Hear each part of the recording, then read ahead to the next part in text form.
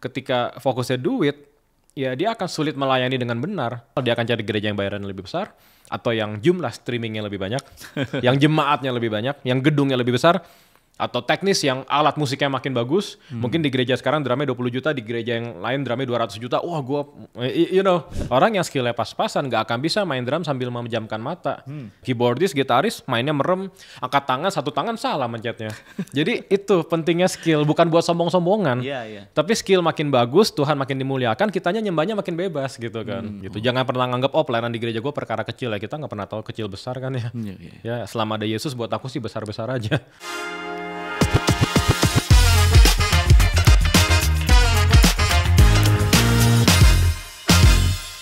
Hello, welcome to Battle Podcast. Di cerita sehati, cerita asli dari hati ke hati. So hari ini kita kedatangan tamu yang spesial banget, seorang musisi. Kita sambut Echa Sumantri. Thank you, puji Tuhan. Halo, shalom Bro Echa. Shalom. Gimana kabar nih? Puji Tuhan, bertahan semakin baik. Okay. Gimana kabarnya? Ya, puji Tuhan kita juga baik. So mungkin ini pertanyaan yang pernah ditanya juga nih di beberapa podcast, tapi mungkin ada banyak teman-teman di luar sana juga mungkin yang nggak tahu nih, kenapa harus drum? Sedangkan saya tahu nih di beberapa kontennya Bro Echa, kayaknya main pianonya cukup, oke juga gitu. Kenapa lebih tertarik ke drum gitu? Memang didoakan papa mama dari kecil biar main drum. Papa tuh spesifik sebut instrumennya drum gitu. Ya, I guess kuasa doa ya. Jadinya memang major instrumennya tuh drum. Cuma SD kayaknya mama lesin piano klasik, yang waktu itu aku sangat tidak semangat belajarnya. Jadi grade 2 belum lulus sudah berhenti. Sayang sih, nyesel banget. Cuma puji Tuhan sudah cukup bisa untuk sekarang bikin lagu atau arrangement, produce ya. Tapi belum akhir, belum jago. Makanya itu memilih instrumen drum. Ya, actually nggak ada pilihan lain sih. Emang cuman instrumen itu yang ya puji Tuhan dikuasai gitu. Oke, kan kita tahu nih Echa main drum bukan hanya di sekuler, ngiringin beberapa artis, tapi juga bermain di beberapa gereja juga. Nah, ketika bermain bersama teman-teman sekuler atau teman-teman gereja, ada nggak sih perbedaannya atau apa yang dikasihnya di dalam setiap permainan? Apa ada perbedaan nggak sih? Banyak ya. Sebelum bahas dari akunya, mungkin bahas dari acara-acaranya dulu aja. Beda kayak ya di sekuler umumnya ya sedihnya lebih profesional, lebih persiapan. Kalau di gereja bukan semua gereja seperti itu, cuman kan cukup banyak yang belum ngerti aspek profesional itu kan. Jadi udah pelayanan aja langsung, nggak jelas kadang-kadang kalau main musik ya. Makanya puji Tuhan nih belakangan khotbah tanda kutip bebannya agak berkurang. Karena kalau main musik kan aku harus tahu nih alatnya apa, mainnya sama siapa, dan lagunya aransemennya gimana. Kalau khotbah ya udah siapin sendiri gitu kan. Ya beda signifikannya sebetulnya di situ. Cuma kalau dari aku pribadi, aku merasa musiknya sebetulnya sama aja. Aku punya, ini teknis dikit, aku punya beberapa drum set di rumah, sesuai genre, sesuai kebutuhan. Ya itu di rohani, di sekuler sama aja gitu kan. Apa sih kriteria untuk memilihnya? Tapi yang aku selalu bilang paling beda adalah di gereja kita bebas nyembah Tuhan. Jadi aku bisa angkat tangan, aku bisa berdoa dalam roh, aku bisa berlutut ya di gereja. Bukan berarti di panggung sekuler nggak bisa, cuman kan harus berhikmat juga ya. Gitu. Jadi ya I think itu yang bikin aku selalu kangen pelayanan, bisa bebas nyembah Tuhan. Nah, kan sekarang Echa ini juga sekarang udah mulai terlibat di pelayanan, mungkin bukan cuman bermain musik, tapi udah kasih preaching juga, khotbah di beberapa gereja. Kira-kira apa yang menjadi triggernya Echa kayak wah pelayanannya lebih militan, lebih semangat lagi? Aku tuh kemarin baru merenungkan, udah nggak berasa 12 tahun sebetulnya khotbah. 11-12 tahun. Cuman memang waktu itu ya aku selalu bilang aku berkhotbah sesuai kapasitas ya. Aku taunya apa itu yang aku sampaikan. Aku nggak mau melebihi kapasitas, nanti jadi sesat gitu kan. Sampai puji Tuhan pandemi kemarin aku belajar di Harvest International Theological Seminary. Puji Tuhan dapat banyak pembekalan dan ya secara manusia jadi lebih percaya diri memberitakan firman ya. Tentu kita tahu semua kan harus ngandelin Yesus gitu. Cuman aku punya pengetahuan yang ya masih belajar juga sampai sekarang gitu. Tapi sebetulnya triggernya karena aku merasa tidak semua orang bisa ngerti bahasa musik. Ya kan, nggak usah ngomongin ritmik yang lebih complicated gitu, ngomongin chord, melodi. Kita bisa dengar satu melodi, ada 3 orang, 3-tiganya bisa merasakan hal yang berbeda gitu kan. Jadi bahasa musik tuh somehow abstrak sebetulnya. Tapi kalau kita memberitakan dengan bahasa yang baku, bahasa Indonesia, orang langsung tahu message-nya apa kan. Aku percaya masalah menerima Yesus atau enggak itu pekerjaan Roh Kudus kan. Tapi paling tidak kita sudah bisa membicarakan dengan bahasa yang jelas buat mereka. Yesus Tuhan gitu, kabar baik Injil. Kalau aku bikin lagu instrumental temanya Injil ya bisa aja, tapi ya again itu lumayan abstrak ya. Gitu. Aku percaya sih at some point orang dengar musikku dapat zaman Roh Kudus bisa terima Tuhan bisa aja. Gitu. Cuman secara umum kita butuh memberitakan dengan bahasa yang mereka mengerti gitu. Jadi sebenarnya ada perbedaan nih ketika kamu mulai sekolah teologi dan sebelum sekolah teologi dalam pastinya ada. Jadi ya diperkuat ya basic berkhotbah gimana. Nggak bisa sembarangan comot ayat di situ lumayan belajar kan. Iya. Okay. Tapi sebetulnya sebelum sekolah pun Pak Rubin itu salah satu dosen virtual buat aku sih.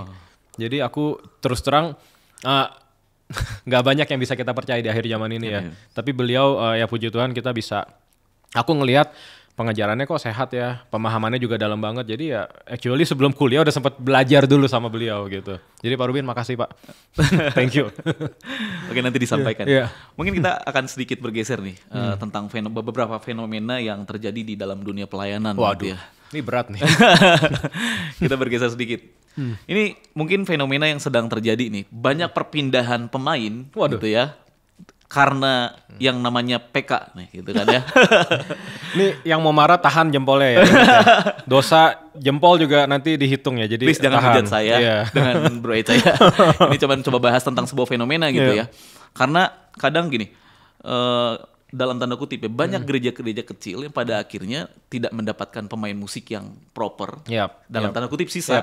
Karena PK-nya kecil gitu. Hanya gereja-gereja tertentu yang dapat pemain musik yang bagus dan lain sebagainya. Nah, menurut pandangan Eca tentang perpekaan ini bagaimana nih?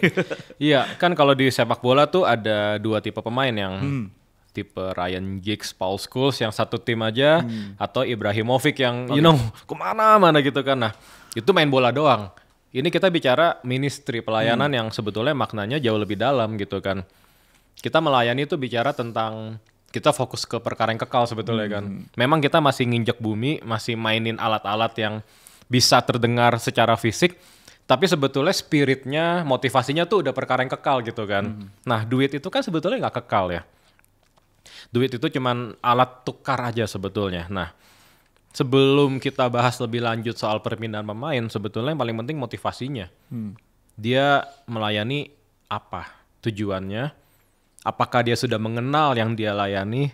Sebetulnya itu dulu. Karena kalau motivasinya udah benar, pengenalannya terus bertumbuh, aku percaya masalah PK ini nggak akan jadi isu penting lagi. Gitu. Tapi banyak sayangnya, aku berani bilang banyak karena jelas banyak yang pelayanan belum benar motivasinya, belum dalam pengenalannya, gitu ya. Tanpa pengenalan motivasinya nggak akan benar sih, gitu. Jadi sebetulnya itu yang bikin sedih.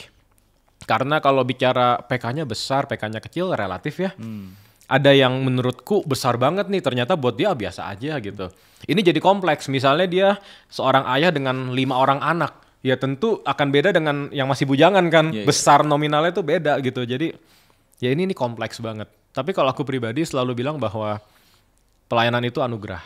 So dibayar bonus, nggak dibayar nggak apa-apa. Karena sekali lagi kita yang butuh melayani. Kayak aku hari ini hadir bukan Tuhan yang butuh aku, bukan podcast ini yang butuh aku, enggak. Aku yang butuh melayani. Ini ngomong gini beneran loh, bukan karena untuk apa ya, kata-kata manis, enggak. Aku datang ke Bandung karena aku butuh melayani gitu. Jadi kalau udah kebutuhan kan dibayar nggak apa-apa, nggak dibayar juga nggak apa-apa. Kitanya butuh gitu. Oke, terus bagaimana nih kalau ada, ini nggak tahu kebenaran atau pembenaran ya. Ada mungkin di luar sana ada yang bilang begini. Tapi saya atau gua musisi full di gereja. Gua hidup dari situ gitu. Nah, kan ada tuh yang kayak gitu tuh. Dengan mengatasnamakan musician gereja yang hidupnya dari situ. Jadi ya pada akhirnya sah-sah aja dong kalau saya mengejar itu. Well, yang kita harus kejar kan perkenanan Tuhan ya, bukan uang gitu. Kita harus straight dulu di situ. Kita harus tegas dulu bahwa yang kita kejar tuh perkenanannya Tuhan Yesus. Jadi anak Tuhan jangan ngejar uang. Kita butuh uang tapi jangan jadi hamba uang gitu. sekali lagi kalau aku sebetulnya pengen menanggapi ini lebih luas lagi, bukan masalah nominalnya, bukan masalah dibayar atau enggak, tapi ya itu motivasinya dia. Karena aku percaya apalagi dia full time dibayar sebetulnya secara teori tidak salah kan. Nggak salah. Tapi kalau motivasinya ngejar uang jadi salah gitu. Dan mungkin sebagian akan bilang lagi, ya kan bayarannya cuma segini. Mau satu ibadah Rp1.000 pun kalau motivasinya duit udah salah tuh kan gitu. Jadi aku selalu pengen kita introspeksi motivasinya aja gitu. Dan ya anyway, menjawab pertanyaan itu, aku percaya gereja-gereja yang dari Tuhan, pemimpin-pemimpinan dari Tuhan akan bersikap dengan benar untuk menanggapi ini. Kalau misalnya memang dia full time di musik, dia nggak punya pekerjaan lain, Alkitab pun mengajarkan ada upah khusus gitu untuk mereka yang full time. Tapi sekali lagi motivasinya jangan uang gitu. Berarti kalau kita bicara tentang pemahaman seperti ini, mereka harus punya pemahaman yang benar juga. Pasti. Dan ini kalau kita bicara lebih dalam lagi, ini kembali ke attitude seseorang. Pasti. Dalam menyikapi perpekaan ini. Nah, kalau menurut Bro Eca nih, seharusnya setiap para pelayan, khususnya musician atau pelayan lah di gereja itu harusnya harus punya sikap attitude yang seperti apa gitu. Kalau ada fenomena-fenomena perpekaan ini kan kita bicara ini musik, mungkin di bidang lain pun ada gitu ya. Iya. Mungkin harusnya kita punya attitude seperti apa sih gitu loh. Supaya kita bisa mengalahkan ego kita dalam hal perpekaan ini. Jadi kalau di sekuler simple kan ya. Lu bayar gua main. Kalau bayarannya nggak cukup, entah nggak jadi main atau mainnya jadi agak males-malesan. Itu bukan aku ya, maksudnya sebagian begitu. Aku nggak mau menghakimi, tapi itu yang terjadi.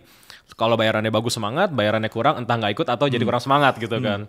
Jadi fokusnya duit gitu loh. Nah, aku melihat ini lebih dalam ketika seseorang fokusnya bukan Tuhan, ya udah pasti dunia dan segala keinginan yang akan berlalu itu kan. So sama di gereja juga, ketika fokusnya duit, ya dia akan sulit melayani dengan benar. Karena pasti ya tadi yang Bro sampaikan di awal, dia akan cari gereja yang bayarannya lebih besar, atau yang jumlah streamingnya lebih banyak, yang jemaatnya lebih banyak, yang gedungnya lebih besar, atau teknis yang alat musiknya makin bagus. Mungkin di gereja sekarang drumnya 20 juta, di gereja yang lain drumnya 200 juta. Wah jadi nggak habis-habis. Jadi nggak habis-habis, not to mention yang pelayanan gara-gara pasangan. Lagi punya pacar di gereja ini, sini putus pindah gereja gitu, itu kan terjadi. Jadi ya sebetulnya lebih dari uangnya, aku melihatnya ini udah racun yang harus emang dibabat sampai akar-akarnya sih. Iya, berat ini. Iya, susah tapi juga pasti ya. Bisa. Makanya butuh ketegasan, butuh yang tadi Bro bilang menahan egonya tuh gimana? Dengan kembali mengingat pelayanan ini anugerah. Dengan kembali mengingat bahwa Tuhan Yesus itu nggak akan berhutang gitu. Jadi kalau kita melayani dengan benar, melayani dengan sungguh, aku percaya kapasitas semakin bertambah, berkat Tuhan juga akan semakin bertambah. Jadi kesempatan juga semakin bertambah. Mungkin kita pelayanan di gereja nggak terlalu dapat banyak uang, tapi Tuhan akan buka pintu lain, itu nggak mustahil gitu. Tapi ya sekali lagi, setia dulu sama yang dipercayakan gitu. Jangan pernah nganggap, pelayanan di gereja gue perkara kecil ya. Kita nggak pernah tahu kecil besar kan ya. Ya selama ada Yesus buat aku sih besar-besar aja. Ya mungkin itu fenomena-fenomena yang terjadi ya. Terjadi banget kok. Sekarang bukan hanya di perkotaan, di daerah-daerah yang tidak terlalu besar pun sekarang sudah mulai terjadi tuh hal-hal kayak gitu. Jadi mungkin memang harus lebih concern kepada sikap hati dan attitude yang baik. Nah kita balik ke, mungkin kita akan bergeser sedikit tentang fenomena yang lain nih. Ini semoga ada tuntas yang barusan ya. Iya, semoga jadi tuntas ya teman-teman. Kalau ada yang mau nanya silakan ya. Bukan saya jawab, tim podcast yang jawab. Mungkin aku tambahin satu deh. Oke, boleh. Pemimpinnya juga harus tegas. Karena beberapa pemimpin tadi kan Bro sempat mention di awal, takut nih musisinya jadi jelek, takut nih singersnya kurang bagus, kalau nggak dibayar dengan mahal. Yang kita cari pasti bagus ya. Aku berkali-kali ngomong dalam pelayanan skill itu penting. Alkitab juga yang tulis kok gitu. Tapi aku percaya sebelum ngomongin skill, sebetulnya kekudusannya dulu kan, motivasinya dulu gitu. Jadi mungkin yang sedihnya yang skillnya baik, minta bayaran besar, jadi nggak setia, ya udah. Kita punyanya apa nih sekarang nih? Mungkin orang-orang yang dengan kemampuan yang terbatas, tapi mereka hatinya sungguh-sungguh mau melayani, rindu mengembangkan skillnya, mendingan kita fokus sama orang-orang ini. Ya mungkin bayar harga 3 bulan, 4 bulan pertama ibadahnya jadi menurun kualitas musiknya. Tapi kan kesatuan hatinya jadi makin kuat. Gitu. Dan aku percaya ketika motivasinya benar, hadirat Tuhannya juga semakin nyata, semakin ada urapan yang besar gitu. Jadi ya it's okay. buat para pemimpin di luar sana yang takut, aduh gereja saya gimana, jangan takut Pak, jangan takut Bu, Tuhan yang tanggung jawab, bagian kita tegas aja. Iya. Berarti balik lagi ke leadernya bagaimana bersikapnya. Tadi bicara tentang motivasi, saya tertarik sekali gini. Mungkin hari-hari ini ada juga nih fenomena orang dulu kan cari pelayan susah banget nih. Oh iya. Iya kan? Sekarang orang berlomba-lomba pengen pelayanan. Tapi nggak banyak yang mengerti memahami apa itu dalam pelayanan. Mereka tidak mengerti esensi dalam sebuah pelayanan. Pada akhirnya mereka terjebak cuman pokoknya gue pelayanan tampil di depan, orang bisa tahu skill gue, mungkin dan lain sebagainya gitu. Nah, bagaimana kita bisa menjaga motivasi kita saat kita melayani dan kita mengerti esensi dalam sebuah pelayanan. Jadi pelayanan itu bukan cuma sekedar pelayanan, lu 1 jam main, ibadah 1, ibadah 2 pulang. Bahkan sorry itu ini yang saya perhatiin kalau dalam pujian penyembahan, khususnya beberapa gereja yang masih tetap melakukan pujian penyembahan waktu worship, nggak banyak pemain musik yang ikut worship. Bahkan nggak banyak juga singers yang ikut worship. Biasanya cuma WL tuh. Ya karena mungkin dia di depan posisinya yang harus nge-lead. Dan alasannya pasti kalau pemusik, wah gue harus concern sama chord gue harus concern dengan ketukan gue. Singers, ya kan itu tugasnya WL. Nah, gimana nih supaya kita memahami atau memberikan pemahaman dari cara pandangnya Bro Echa tentang hal ini? Jadi waktu aku bilang sebut sebuah statement, skill yang terbatas mempengaruhi penyembahan kita sama Tuhan. Banyak yang gak setuju, tapi barusan Bro sebutkan dan itu valid banget kan. Orang yang skillnya pas-pasan gak akan bisa main drum sambil memejamkan mata. Ya kan, singers yang nyanyinya pas-pasan mungkin gak pede untuk sekedar bermasmur. Aduh fales nih gua nih. Ya kan, nyanyi lagunya aja belum beres gitu kan. Keyboardis, gitaris mainnya merem, angkat tangan, 1 tangan salah mencetnya. Jadi itu pentingnya skill, bukan buat sombong-sombongan.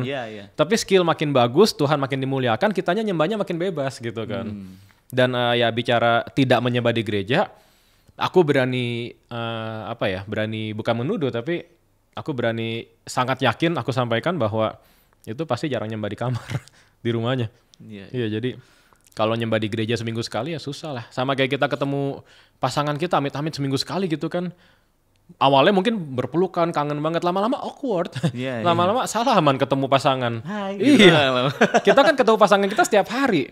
Memadu kasih gitu. Sama Tuhan juga sama dong, setiap hari dong. Bangun hubungan, saat teduh, penyembahan di kamarmu yang orang gak lihat gitu. Jadi ketika kita nyembah di gereja yang ribuan, ratusan, jutaan orang, ya gak masalah. Yang penting Tuhan Yesusnya lihat gitu kan. Tuhan yang sama, pribadi yang sama yang hadir di kamar kita, Tuhan yang sama juga ada di gereja kita gitu. Jadi nyembahnya enak. Berarti balik skill ya, perlu skill tapi juga perlu kekudusannya. Perlu hubungan intim dengan Tuhannya, keintimannya itu penting banget. Karena tadi menanggapi yang gimana dia bisa main dengan benar tanpa ego gitu. Ya buat aku dia harus mengenal dengan benar Tuhannya siapa. Karena pengenalan itu menghasilkan cinta dan penghormatan. Nah generasi ini kan cinta benar sama Tuhan kan. Cinta banget tapi hormatnya kurang kan. Iya. Jadi cinta banget I love you Jesus, hormatnya kurang. Ngasal gitu, pelayanan ngasal. Nah itu yang aku berdoa kita bisa sama-sama mengingat untuk hormat. Tapi selalu ada 2 sisi sih. Sisi rohaninya, hormatnya, cintanya, kekudusannya, sama sisi teknisnya. Gimana cara dia bermusik itu pengetahuannya penting untuk bisa main dengan benar, harmonisasi semua itu teknis kan ya. Ada yang ya tadi sekali lagi mohon maaf skillnya kurang, jadi hatinya bener buat Tuhan nih hormat, tapi skillnya terbatas, akhirnya mainnya juga terbatas. Bukan kurang hormat hatinya, emang kurang aja skillnya gitu kan. Jadi ya makanya ini ngomongin present worship team nih mungkin banyak yang masih tidak setuju ya, tapi coba buka hati lebar-lebar deh. Karena sisi hubungan dengan Tuhannya sama teknisnya ini nggak bisa dipisahkan. Nggak bisa. Sama kayak presiden lah. Dia takut akan Tuhan, nggak punya ilmu, nggak bisa mimpin negara kan. Iya. Berarti harus balance banget. Tapi tetap kekudusannya jadi fondasi. Tapi ketika dilaksanakan, dipraktekkan ya, aku percaya keduanya itu saling mendukung. Berarti udah nggak bisa nih ya. Jangan punya hati nggak punya skill. Iya susah. Itu bisa kalau mohon maaf. With all the respect, daerah pedalaman yang sangat kurang sumber daya manusianya, yang pendetanya kadang dia khotbah, dia main keyboard, dia menjalankan kolekte, itu kan kasus khusus ya. Iya. Jangan dibenturkan dengan yang terjadi pada umumnya gitu. Aku bicara buat yang terjadi pada umumnya. Ketika sebuah gereja, let's say punya worship leader lebih dari satu, itu kan artinya sudah ada SDM yang cukup gitu. Ya, saya tadi sempat tertarik dengan yang Bro Echa sampaikan tentang kalau kita mau dalam tanda kutip menampilkan penyembahan di atas panggung, mungkin kalau dari bahasa saya itu kita harus latih waktu kita di rumah. Ya, mungkin karena kepintaran kita dalam berkata-kata, kepintaran kita dalam berakting, maybe, sorry to say, kita bisa lakukan itu di atas panggung. Tapi semua itu memang perlu dilatih di rumah. Mungkin kalau saya boleh pinjem kalimatnya Bro Kiki, Frankie Kuncoro, apa yang ditampilkan di depan itu kan harus berdasar dari sesuatu yang tidak kelihatan mungkin di rumah, di kamar, dan lain sebagainya. Nah, bagaimana cara kita menjaga kualitas hati kita dalam pujian penyembahan sehingga apa yang kita lakukan itu bukan menjadi satu rutinitas, tapi memang benar-benar datangnya dari kerinduan hati kita gitu loh. Iya, Yesus kan ngomong jelas ya, barang siapa minum airku nggak akan haus lagi gitu. Jadi aku percaya ya memang harus minum dulu, harus mendalami dulu hubungan dengan Tuhan seperti apa. Baru kita bisa mengerti, oh ini ya hubungan sama Tuhan. Mungkin kita singkirkan dulu pelayanannya sejenak deh. Banyak orang yang fokus, gue pengen pelayanan nih Kak, gue pengen dipakai Tuhan nih. Oke, bangun hubungan dulu. Itu dulu aja. Bangun hubungan dulu. Bangun hubungan dulu, pelayanannya pasti menyusul. Tapi kalau bangun pelayanannya dulu tanpa hubungan, ya itu tadi. Jadi aspek-aspek lain kan yang pengen tampil lah, pengen uang, pengen perhatian dan sebagainya gitu. Tapi ketika hubungannya sudah dibangun, pasti pelayanannya enak. Pasti bisa fokus. Nah, kadang begini, kita suka saya pernah ada di posisi itu, kadang terjebak dengan jadwal pelayanan yang begitu padat banget, yang awalnya mungkin kita mempersiapkan dengan sangat luar biasa, pada akhirnya karena menjadikan pelayanan sebuah rutinitas, makanya saya bilang bagaimana cara menjaganya itu menjadi kayak rutinitas, pada akhirnya tanpa kita sadarin kita turun tuh standarnya tuh. Bahkan mungkin jadi bukan turun lagi gitu, udah dalam tanda kutip skill yang bermain. Gitu loh. Itu bagaimana tuh untuk menjaga tetap kita mempertahankan hal yang benar-benar istilahnya melayani Tuhan dengan segenap hati gitu. Kalau aku melihat kesadaran ini sebetulnya tanda kutip bagus ya. Artinya orang yang sadar gue kerohaniannya lagi drop nih. Artinya Roh Kudusnya masih aktif kan dalam hidupnya kan, menyadarkan dia gitu. Jadi ya actually tinggal bertobat aja sih. Bangun hubungan lagi gitu. Dan aku rindu sekali di akhir zaman ini ada para pelayan Tuhan yang cukup gentle, yang cukup berani untuk bilang, Kak, Bang, saya nggak tugas dulu ya, saya jadi jemaat dulu. Saya bangun hubungan lagi sama Tuhan nih. Saya butuh memperbarui hati nih. Kalau gue pelayanan terus kayak gini, toksik nih pelayanannya nih. Harus berani kayak gitu. Makanya ini kan hopefully pembahasan PK udah kelar nih. Artinya semoga tidak ada lagi pengejar jadwal nih ya. Yang ada adalah pengejar hadirat Tuhan gitu kan. Jadi kalau jadwalnya bisa kita singkirkan sejenak, bangun hubungan lagi, pasti pelayanannya enak. Iya, gimana cara jaga hati ya bukan cuma pas di mimbar, tapi setiap hari. Banyak orang yang berusaha, aduh gue pengen jaga hati pas ibadah nih. Tapi dari Senin sampai Sabtu jarang berdoa, jarang baca firman, gimana bisa jaga hati? Dan yang tadi Bro bilang betul, melayani dengan skill aja. Bahkan yang menarik tadi ada beberapa orang yang memang lahir dengan public speaking yang sangat bagus. Jadi dia nggak perlu intim sama Tuhan, dia ngomong, jemaat bisa nangis gitu kan. Tapi aku percaya yang tersentuh cuma jiwanya. Sedangkan kita pelayanan kan roh Bro.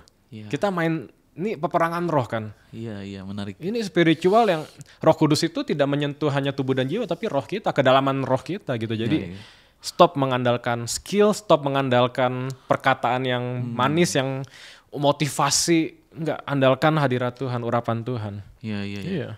Ya pada akhirnya kalau kita melihat memang benar, tadi kita bicara dasarnya nggak benar, pada akhirnya banyak efek-efek yang terjadi di dalam pelayanan bisa terlihat gitu. Kayak maybe dia pengen di jadwalnya hanya di pusat atau di gereja yang prime time ibadah.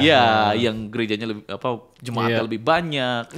Atau mungkin ketika bergesekan sama teman malah jadi berantem, mundur, kecewa dan lain sebagainya. Berarti memang benar-benar pelayanan itu yang paling penting sebelum kita mengejar apa yang kita kejar secara benar. Dasarnya dulu harus benar.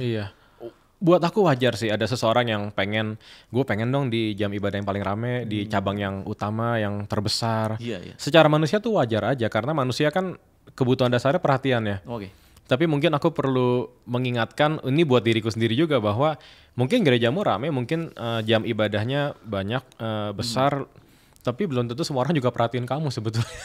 Iya. Kita tuh kalau di mimbar kan suka kepedean nih, aduh jemaat liatin gua nih yang main nyanyi. Belum tentu juga gitu loh. Jemaat yang motivasinya bener pasti fokusnya Yesus. Iya. Kita kan cuman hamba, cuman alat. Aku ini nggak akan terjadi, tapi aku berimajinasi isengnya gitu. Nih lagi di mimbar nih semua, tiba-tiba Yesus iseng diubah jadi potongan ikan semua gitu, di mimbar bentuknya ikan semua kita gitu. Ya, it's okay. Jemaat tetap harusnya fokusnya Yesus aja gitu kan. Jadi ya ini buat aku juga, jangan kegeeran. Kita nih bener-bener cuman alat. Kalau Yesusnya nggak ada dalam hidup kita, kelar lah kita. Gitu, jadi ya hopefully nggak ada lagi yang ngejar jadwal dan ibadah prime time karena semuanya tentang Yesus aja. Makanya penting sekali untuk betul-betul bangun hubungan sama Yesus. Jadi yang tadi aku bilang, mau ibadahnya 1 juta orang, mau ibadahnya cuma 5 orang di komunitas sel, tetap semangat karena tahu ada Yesus nih. Dan I think itu bentuk profesionalisme ya. Kan di sekuler ada profesional, di gereja pun profesional ilahinya tuh gitu.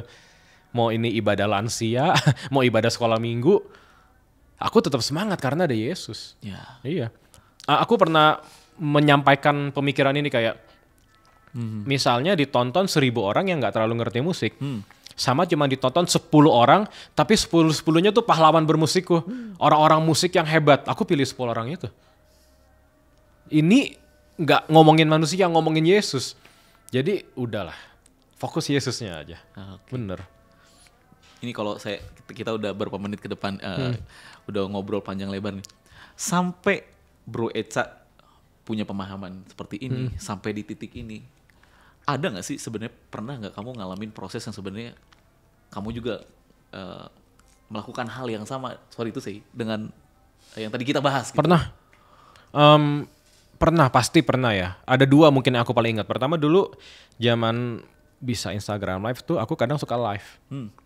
Tujuannya apa? Karena banyak yang nggak bisa datang ke gerejaku melayani kan, so mereka mungkin mau belajar musiknya atau menikmati hadirat Tuhan, live deh. Tapi makin lama makin sadar nih, gue main bener bukan buat Tuhan nih, biar live-nya bagus nih gitu kan. Aku berapa kali ngerekam, udah rekam, aku nggak jadi upload karena aku tuh motivasinya salah nih gitu. Jadi ya mau bertobat di situ. Itu proses setiap hari sih. Dan kedua tadi Bro mention Frankie Kuncoro, aku inget kita pernah ada di satu festival. Timku mainnya di luar. Jadi awalnya rame, terus kayaknya tuh salah pilih lagu. Jadi lagunya tuh agak drop gitu, sepi lama-lama. Itu literally sepi. Dan beberapa saat kemudian Frankie manggung di dalam, bukan manggung, melayani. Dan kayaknya rame gitu. Secara manusia kan aduh sepi nih, bener-bener sepi gitu. Tapi Roh Kudus ngomong jelas, semuanya tentang aku. Jadi mau kamu di luar, orang lain di dalam, rame, sepi, nggak masalah kan. Yang penting aku ditinggikan. Iya ya. Wow. Wah, belajar. Dan mungkin satu lagi. Aku tuh pernah ada di satu tempat di mana semua orang kayak kenal, teriak, ngajak foto gitu. Tapi pernah juga datang nggak ada yang kenal. Jadi ya udah, nggak masalah. Bener-bener aku menyadari bahwa orang mau kenal gua enggak, yang penting Yesus deh. Iya. Artinya Bro Echa udah menyatakan kebenaran-kebenaran ini bukan berarti nggak pernah ada di posisi itu, tapi pernah juga ada di posisi itu, dan makanya pada akhirnya mengkoreksi diri dan bertobat. Yes, makanya aku tuh cukup berapi-api ngomongin ini karena aku tahu ini tipu muslihat iblis saja kok. Kebodohan-kebodohan yang dipelihara dari generasi ke generasi gitu loh, dan generasi ini harus berubah karena kita jadi teladan buat generasi berikutnya. Kalau generasi kita melayani karena persembahan kasih, generasi kita melayani karena jumlah viewers, streaming, generasi berikutnya akan meneladani kan. Dia akan cari gereja yang PK-nya besar, akan cari gereja yang streamingnya bagus. Tapi kita kan harus nanamkan nilai nih. Ini kakak-kakakmu, om-ommu, abang-abangmu melayani ini dengan motivasi yang benar loh. Ya mungkin sebagian Tuhan izinkan sejenak ada kekurangan. Ada kehidupan yang penuh pergumulan, tapi dia tetap setia melayani. Bukankah itu kesaksian? Iya kan. Jadi aku percaya ini pelayanan generasi. Iya. Nah, satu lagi fenomena yang terjadi dalam pergerejauan ya. Takut nih. Kan gini, nggak sedikit jemaat yang melayani itu mereka pemain wedding. Mereka pemain kafe.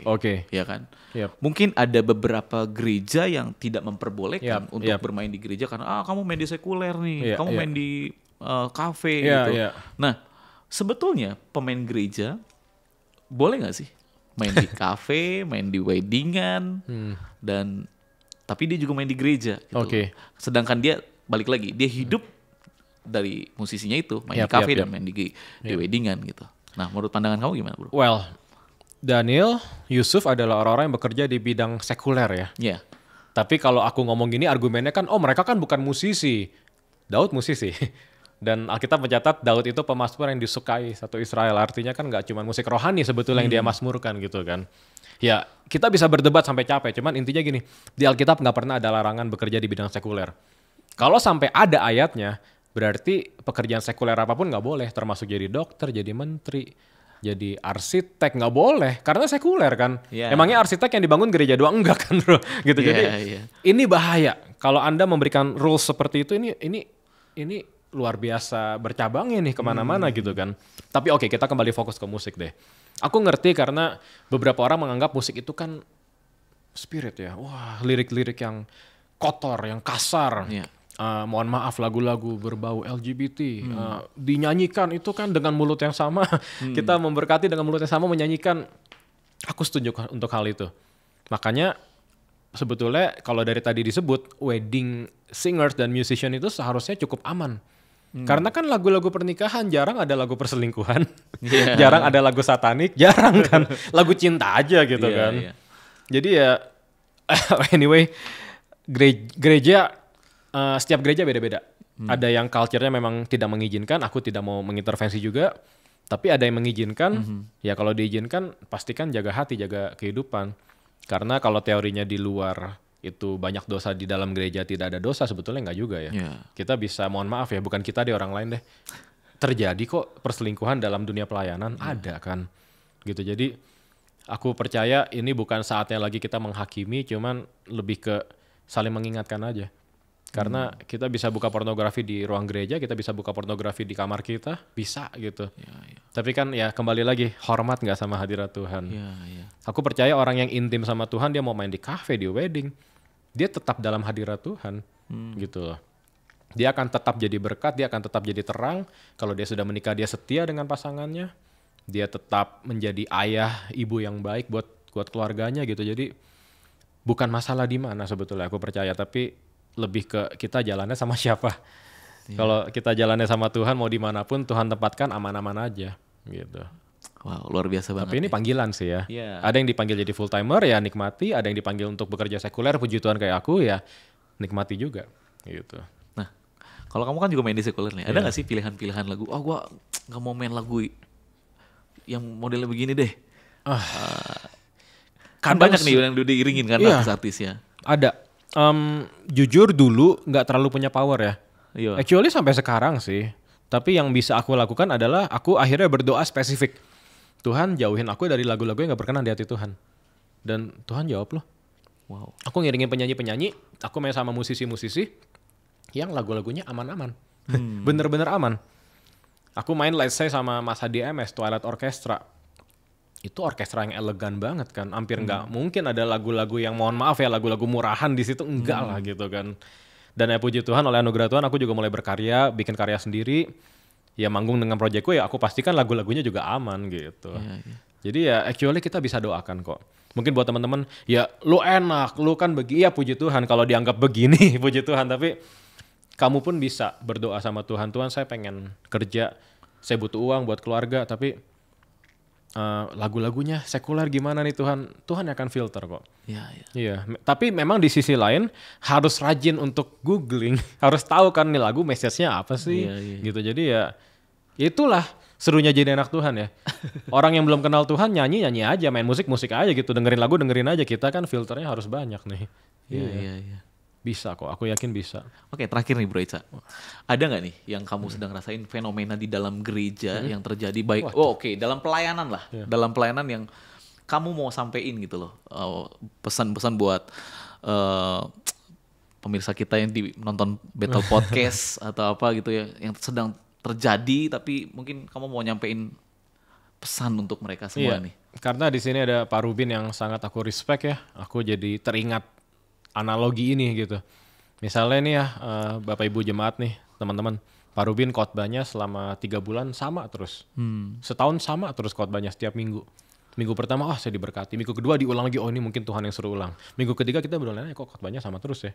Setahun khotbahnya sama, aku percaya jemaat banyak yang pindah, sorry banget. Sama terus khotbahnya. Nah, kita sebagai musisi, sebagai singers di gereja, kita harus tahu nih, kita pelayanan udah berapa lama nih. Soalnya ada yang udah 10 tahun pelayanan, skillnya di situ-situ aja. Seandainya itu terjadi sama pembicara, sama gembala sidang, kita pasti protes kan. Pak, belajar teologi dong Pak, yang bener Pak, gali lagi dong firmannya. Aku percaya sebagian besar hamba Tuhan sudah melakukan tugasnya dengan benar. Selalu memberikan makanan yang baru, perspektif yang baru. Tim musiknya maju dong. Iya kan? Gak bisa kita nuntut pendeta doang khotbahnya harus bagus tiap minggu. Musiknya dari 10 tahun yang lalu, 5 tahun yang lalu gak ada kemajuan. Ada kemajuan lah, mungkin sekarang pakai sequencer, ada loops. Itu kan kemajuan teknologinya. Kita bicara skillnya nih. Ini skill, kekudusannya gimana? 10 tahun lalu rajin gak baca firmannya? Baru awal-awal mengalami kasih mula-mula. Sekarang gimana nih hubungan sama Tuhannya? Harus kita makin luar biasa kan. Wow. Iya, jadi ya mungkin itu pesan yang bisa aku sampaikan. Ini juga buat aku sendiri gitu. Jadi jangan terlena dengan wah gue dekat sama Tuhan nih, gereja gue sukses nih. Yes, hari ini puji Tuhan. Tapi besok-besok ini kan kita butuh semakin melekat sama Tuhan. Amin. Gitu. Oke. Thank you banget nih hari ini kita ngobrol benar-benar dapat satu pemahaman yang baru yang menguatkan kita, yang mengarahkan kita. Semoga di pelayanan-pelayanan itu boleh memberkati banyak orang juga. Amin. Thank you. Thank you so much semuanya. Terima kasih. Terima kasih juga buat teman-teman atau pemirsa yang sudah menonton podcast Battle Podcast. Semoga apa yang kita obrolin hari ini boleh menjadi berkat buat teman-teman yang sedang menyaksikan podcast ini, dan biarkan apa yang kami bicarakan juga boleh menjadi bukan cuma jadi berkat, tapi pemahaman yang baru yang mengarahkan kita, menguatkan kita khususnya dalam dunia pelayanan. See you dalam podcast kita selanjutnya.